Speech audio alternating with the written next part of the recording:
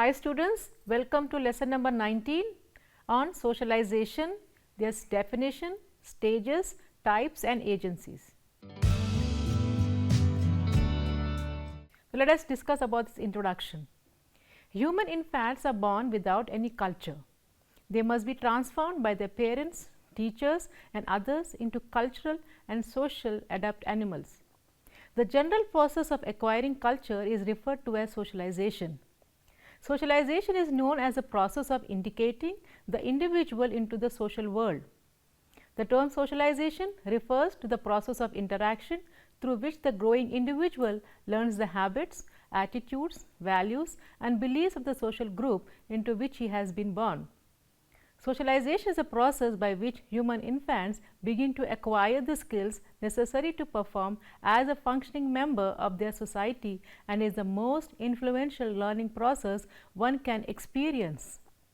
Unlike many others living species whose behavior is biologically set, humans need social experience to learn their culture and to survive. Many scientists say socialization essentially represents the whole process of learning throughout the life course and it is a central influence on the behavior, beliefs and actions of adults as well as of children. Socialization is a term used by sociologists, social psychologists, anthropologists, political scientists and educationalists to refer to the lifelong process of inheriting and disseminating norms, customs and ideologies, providing an individual with the skills and habits necessary for participating within their own society. Socialization is thus the means by which social and cultural continuity are attained. After going through this unit, the student should be able to explain the concept of socialization. He can analyze the stages and types of socialization and also he can describe different agencies of socialization. Now, we will briefly discuss the concept of socialization.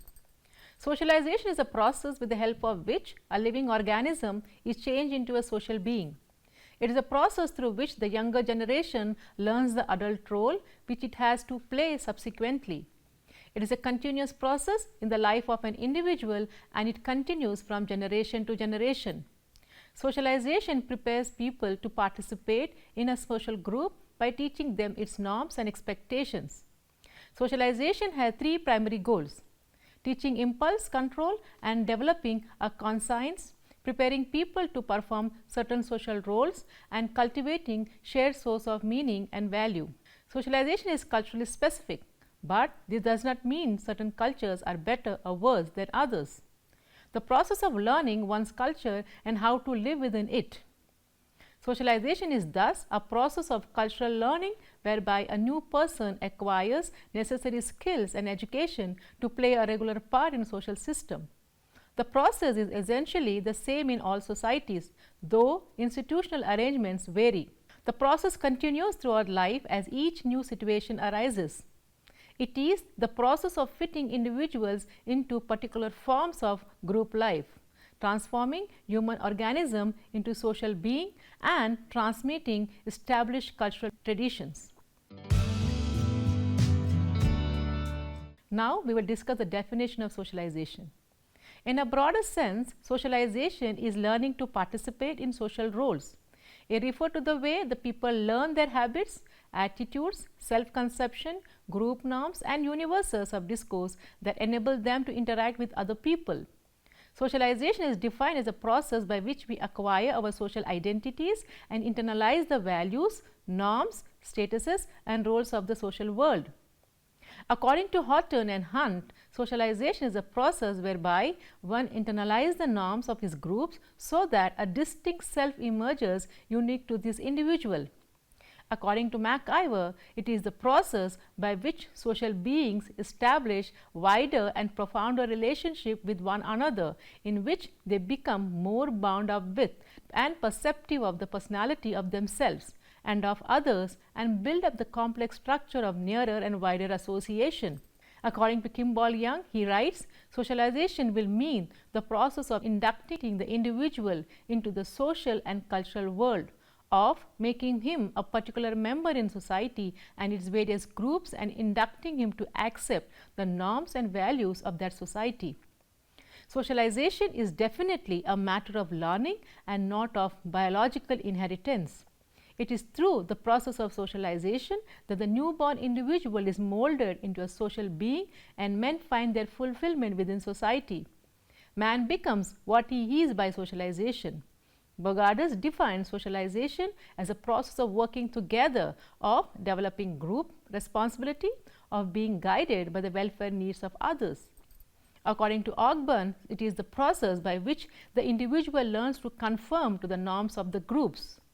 Ross defined socialization as the development of the we feeling in associates and their growth in capacity and will to act together.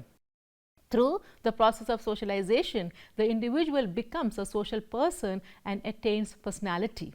Green defined socialization as a process by which the child acquires a cultural content along with selfhood and personality. Thus, in short, socialization is a process that prepares a human to function in social life. It should be reiterated here that socialization is culturally relative. People in different cultures and people that occupy different racial, class, gender, sexual and religious social locations are socialized differently. This distinction does not and should not inherently force an evaluative judgment. Socialization, because it is the adoption of culture, is going to be different in every culture and within different subcultures. It is as both a process or an outcome is not better or worse in any particular culture or subculture. Now, we discuss the aims and objectives of socialization. The socialization is mainly aimed at the development of self and the formation of personality.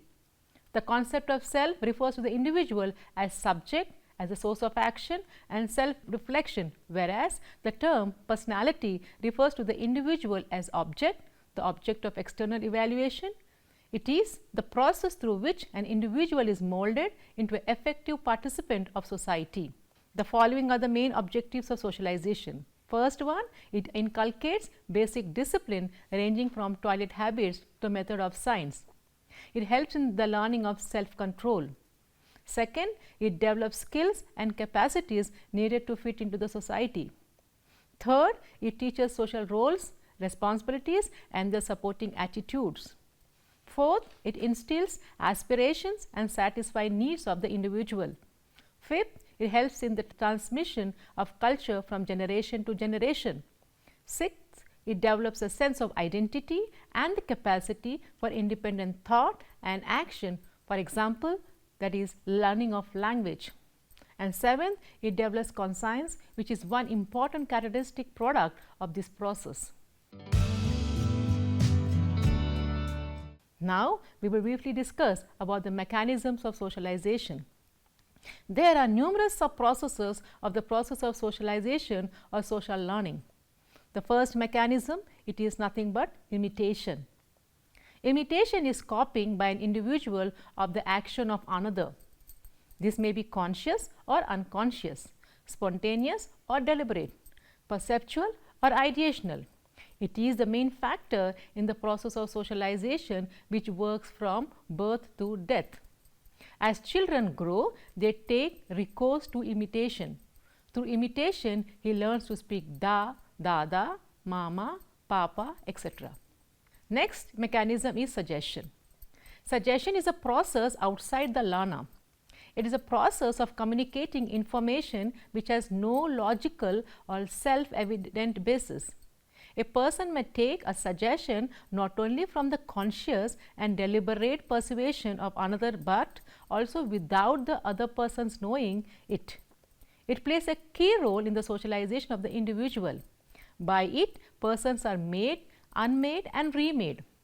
Through suggestion, an educational system molds the minds of children in the desired direction. Propaganda and advertisements are based on these fundamental psychological principles of suggestion. The third mechanism of socialization is sympathy. It simply means to feel with another individual. It binds us more closely with our fellow men. Through the sympathetic reaction, we enter into a fuller understanding of the feelings and motivates of others. For instance, the sight of an ailing person or a disabled person may cause a person to weep or to perform some altruistic act of charity. Another mechanism of socialization is competition. Competition is a stimulative process in which two or more individuals compete with one another in achieving knowledge. It is particularly important in social learning of children. Now, we will discuss the main stages of socialization. The first stage is the oral stage. In the womb, the fetus is warm and comfortable. At birth, the baby faces his first crisis. He must breathe, he must exert himself to be fed, he is susceptible to cold, wet and other discomforts. He cries a good deal in order to attract attention, and during the first stage of socialization, he seeks to establish what is called oral dependency.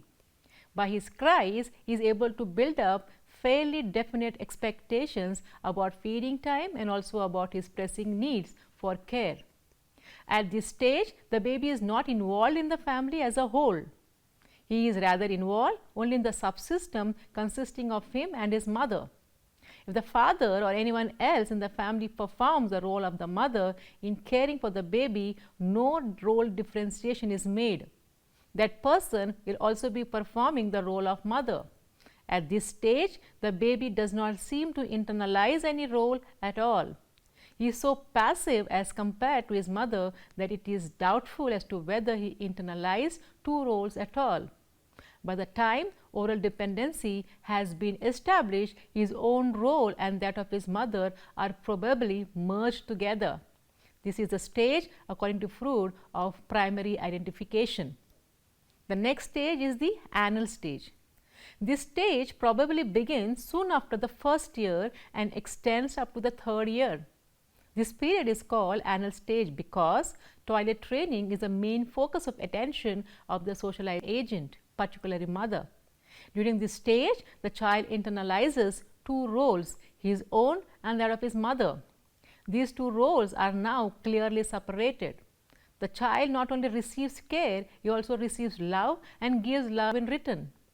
During this stage, the child is taught as to how to discriminate between correct and incorrect behavior. First by advice and or hints given by the mother, and secondly by being rewarded or appreciated for correct performance and not rewarded or appreciated for incorrect behavior. The third stage is the latency stage. This stage extends from fourth year to puberty, that is the age of 12 or 13. In the course of the third stage, the child becomes a member of the family as a whole. He identifies himself with the social role ascribed to him on the basis of biological sex. Identification means either of two closely related things. One identifies with a social role, that is, one not only internalizes the role but adopts it as one's own. Second, one identifies with a social group, that is, one internalizes the role system of the group and considers oneself a member of it. Third, identification in the first sense links a boy with his father and brother, but not with his mother. A girl, on the other hand, identifies with her mother and sister, but not with her father. Identification in the second sense links a boy or a girl with the family, including both parents and all siblings. There are thus three kinds of identification: with the father or mother, as the case may be, with the siblings, with the family as a member. The fourth stage is the adolescence stage. Adolescence, which begins roughly at puberty, is the age during which the young boy or girl has a tendency to get away from parental control. The crisis of this age arises from the fact that adolescents hanker after greater freedom while there is parental control over many activities in which he loves to have his own way. The strain involved in transition during the adolescence period depends upon the cultural definition of adult roles. In some societies, vital decisions concerning adolescence are taken by the parents or guardians. That makes transition easier. In India, it is so. Thus, the choice of a marriage partner is made by elders within conventional rules. Although socializations occur during childhood and adolescence, it also continues in middle and adult age. Orwell F. Brim describes socialization as a lifelong process. He maintains that socialization of adults differ from childhood socialization. In this context, it can be said that there are various types of socialization, and the first one is primary socialization. Primary socialization refers to socialization of the infant in the primary or the earliest years of his life. It is a process by which the infant learns language and cognitive skills, internalizes norms and values. The infant learns the ways of a given grouping and is molded into an effective social participant of that group. The norms of society become part of the personality of the individual. The child does not have a sense of wrong and right. By direct and indirect experiences or observation, he gradually learns the norms relating to wrong and right things. The primary socialization takes place in the family. The second type is the secondary socialization. The process can be seen at work outside the immediate family in the peer group. The growing child learns very important lessons in social conduct from his peers. He also learns lessons in the school. Hence, socialization continues beyond and outside the family environment. Secondary socialization generally refers to the social training received by the child in institutional or formal settings and continues throughout the rest of his life. Third type, it is adult socialization. In the adult socialization, actors enter roles, for example, becoming an employee or a husband or a wife, for which primary and secondary socialization may not have prepared them fully. Adult socialization teaches people to take on new duties. The aim of adult socialization is to bring change in the views of the individual.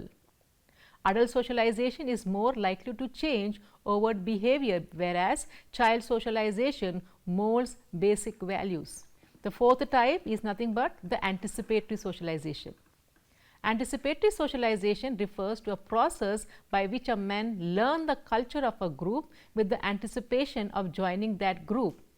As a person learns the proper beliefs, values and norms of a status or group to which he aspires, he is learning how to act in his new role. Fifth one, it is a resocialization.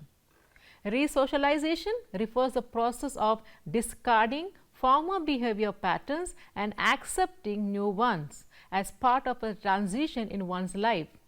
Such resocialization takes place mostly when a social role is radically changed.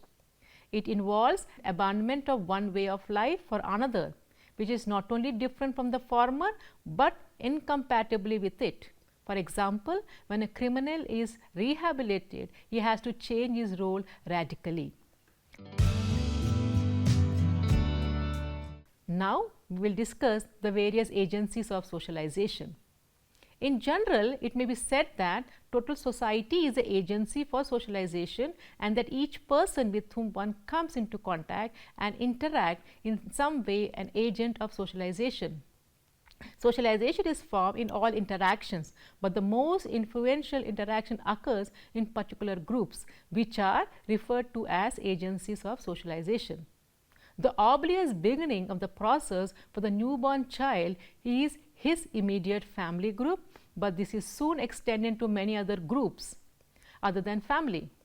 The most important are the schools, the peer groups, that is the friends and the circle and the mass media. First agency of socialization is the family, and it is a primary agency of socialization. The child first world is that of his family. It is a world in itself in which the child learns to live, to move and to have his being. Within it, not only the biological task of birth, protection and feeding takes place, but also develops those first and intimate association with persons of different ages and sexes which form the basis of the child's personality development. The family is a primary agency of socialization. It is here that a child develops an initial sense of self and habit training such as eating, sleeping, etc. To a very large extent, the indoctrination of the child, whether in primitive or modern complex society, occurs within the circle of the primary family group. The child's first human relationship are with the immediate members of his family. They are the mother, who is like a nurse, siblings, father and other close relatives. Here he experiences love, cooperation, authority, direction and protection. Language is also learned from family in childhood. People's perception of behavior appropriate of their sex are the result of socialization, and major part of this is learned in the family. As a primary agents of childhood socialization, parents play a crucial role in guiding children into their gender roles deemed appropriate in a society. They continue to teach gender role behavior either consciously or unconsciously throughout childhood. Families also teach children values they will hold throughout their life. They frequently adopt their parents' attitudes not only about work but also about the importance of education, patriotism and religion. The other agency of socialization is the school.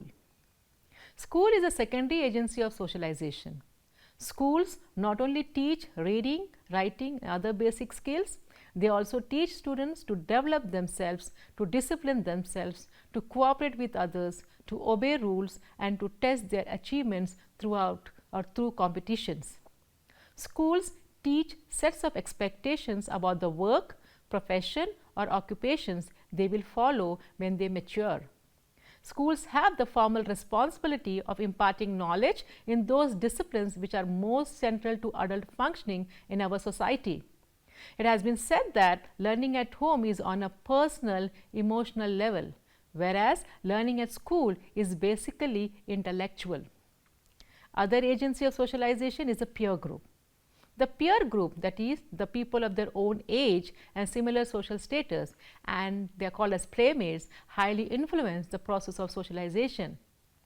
In the peer group, the young child learns to conform to the accepted ways of a group and to appreciate the fact that social life is based on rules. Peer group becomes significant others in the terminology of George Herbert Mead for the young child. Peer group socialization has been increasing day by day these days. Young people today spend considerable time with one another outside home and family.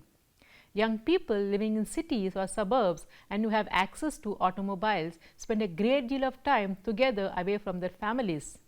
Studies show that they create their own unique subcultures. The college campus culture, the drug culture, the motorcycle cults, athletic group culture, etc. Peer groups serve a valuable function by assisting the transition to adult responsibilities.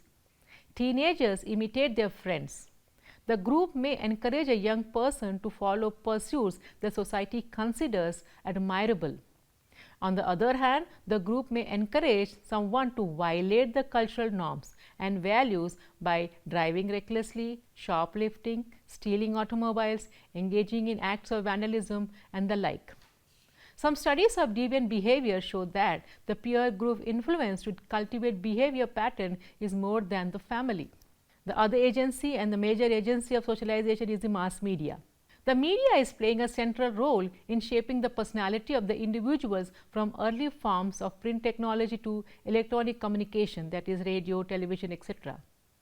Technological innovations such as radio, motion pictures, recorded music and televisions have become important agents of socialization since centuries.